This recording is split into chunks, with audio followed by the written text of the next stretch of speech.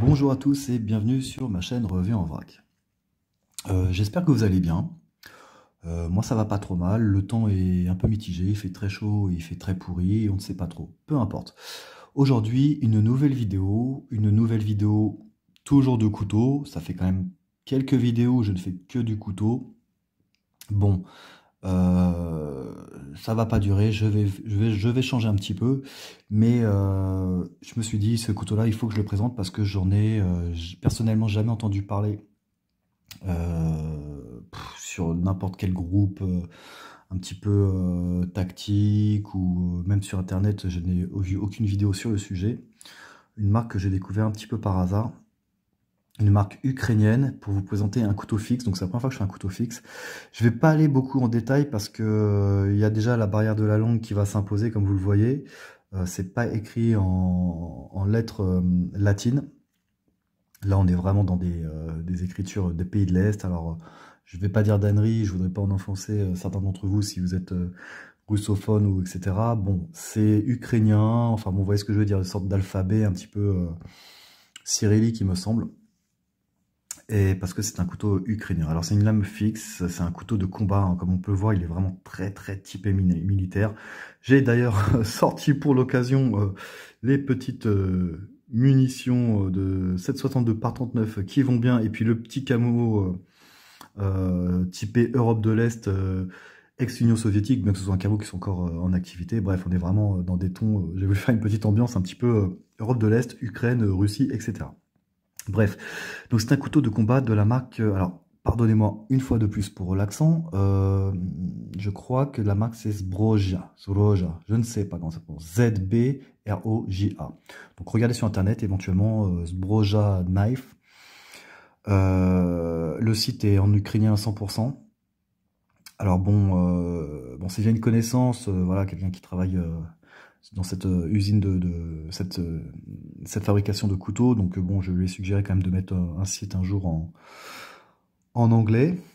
En français, ça serait mieux, mais déjà en anglais, parce qu'il est quasiment impraticable si on n'est pas, on parle pas l'ukrainien, hein, clairement. Bon, ceci étant, comme je m'entretiens avec cette personne qui parle bien anglais, j'ai réussi à avoir ce couteau-ci il me l'a gentiment envoyé. Bon, je l'ai payé quand même, hein. Parlons prix directement. C'est un couteau que j'ai payé à peu près 100 euros. À peu près 100 euros. Et c'est pas très cher. C'est pas très cher pour des couteaux tactiques. En plus, là, on n'est vraiment pas dans le couteau de mytho. C'est vraiment du rustique. Enfin, ça vient des pays de l'Est, hein, c'est ukrainien. Je ne connais pas non plus. J'aurais dû le demander avant de faire la vidéo, l'appellation de ce modèle-ci. Mais quoi qu'il en soit, un couteau qui est vraiment assez sympathique. Alors, on va regarder ça un petit peu de plus près. Vous voyez comment il est fichu. Donc là, on est dans une lame fixe, hein, complètement, avec une vis là pour le démonter. Hop. Alors quand on le démonte, on peut ressortir la lame, donc évidemment qui traverse tout le manche, et puis on peut mettre ou enlever la garde qui se trouve là. Moi, j'ai préféré la mettre, je trouve que c'est plus sympa comme ça.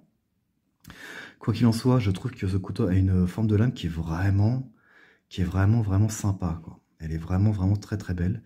Donc on voit donc les écritures là en ukrainien, et puis là on le voit peut-être pas. Je vais essayer de faire un petit focus.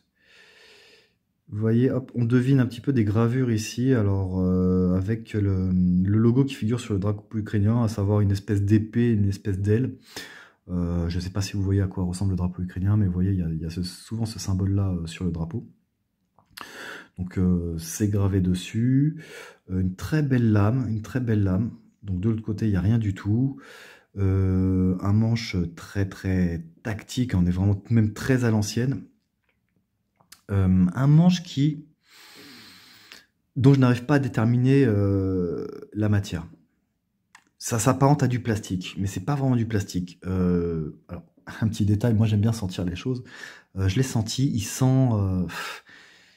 un peu l'outillage mécanique et le caoutchouc brûlé. Donc une odeur très particulière, mais bon, je trouve qu'une odeur qui est vraiment complètement en accord avec ce genre de couteau. Et une matière qui, je ne sais pas, c'est du plastique, du bakélite, une espèce de résine bizarre. C'est très rigide, c'est très brut, hein. Je ne sais pas si on voit bien à l'image. Vous voyez, donc c'est travaillé, hein. Donc là, ils ont dû repasser des outils pour redonner ces stries, ces rainures. Vous voyez qu'il y a un côté vraiment très industriel, manuel, hein, notamment ici, hein. Tout n'est pas très régulier. On est vraiment dans l'industrie des pays de l'Est, quoi. Et c'est un peu ce qui est génial, quoi. Donc une matière qui a l'air très résistante, je ne sais pas ce que c'est, une sorte de plastique. Mais vraiment très rigide, très sympathique. Vous voyez le manche, voilà, avec une petite forme. Là, il s'est très bien réalisé, hein. La jonction entre la partie métallique et le manche est très bien réalisée. C'est vraiment très propre. Un écrou qui est très costaud. Une garde donc, qui peut se retirer si on dévisse tout ça. Et puis une belle lame, vraiment avec une forme qui est vraiment sympa. Et qui n'est pas double tranchant. Donc là, on a la partie tranchante. D'ailleurs, ça coupe bien, mais c'est pas extraordinairement tranchant. Évidemment, on n'est pas dans un couteau de cuisine, on s'en fout un petit peu. Bon, très pointu. Et là, c'est pareil, on ne voit pas très bien. C'est passé un peu à la meuleuse, histoire d'aplanir un peu l'angle, mais c'est un couteau qui pourrait être, moyennant un affûtage, à double tranchant. Il ne l'est pas, et tant mieux, puisqu'on est vraiment dans un couteau aussi un peu outdoor, qui pourrait être utilisé notamment outdoor, et on pourrait imaginer très bien bâtonner avec, et effectivement un double tranchant, ça serait pas la meilleure option. Quoi qu'il en soit, on pourrait carrément le passer en double tranchant. Bon, c'est un couteau d'une certaine taille, hein. Là, on n'est plus du tout dans le DC. Ouais, on n'est plus du tout dans le DC, hein, c'est clair, hein. Là, le port, il est quasiment impossible, inenvisageable, à moins que vous soyez un gros psychopathe. Mais par contre, il pourrait très bien être utilisé pour la randonnée, le bushcraft. Il n'y aurait absolument aucun problème. Bon, le couteau est absolument balèze. D'ailleurs, vous pouvez voir l'épaisseur de lame. Là, on est c'est au moins du... Oh. Ah, putain, j'ai pas dire d'ânerie, j'aurais peut-être dû le mesurer. Hop, attention, j'ai une petite règle, je quitte le champ et je vous dis ça tout de suite. Nous avons donc une épaisseur de 1, 2, 3, 4, 5, 6. Une épaisseur de 6 mm. Du moins à la base, on voit que ça s'affine un petit peu, mais bon, quoi qu'il en soit, on est quand même sur une lame massive. Donc on est clairement dans un couteau tactique. Au niveau de l'acier, j'ai pas beaucoup d'informations. J'ai pas réussi à déterminer le type d'acier que c'est. En tout cas, ce que je peux vous dire, c'est ça, que c'est un couteau qu'on retrouve sur les champs de bataille actuellement, malheureusement, hein, sur la partie est de l'Ukraine, le Donbass, etc.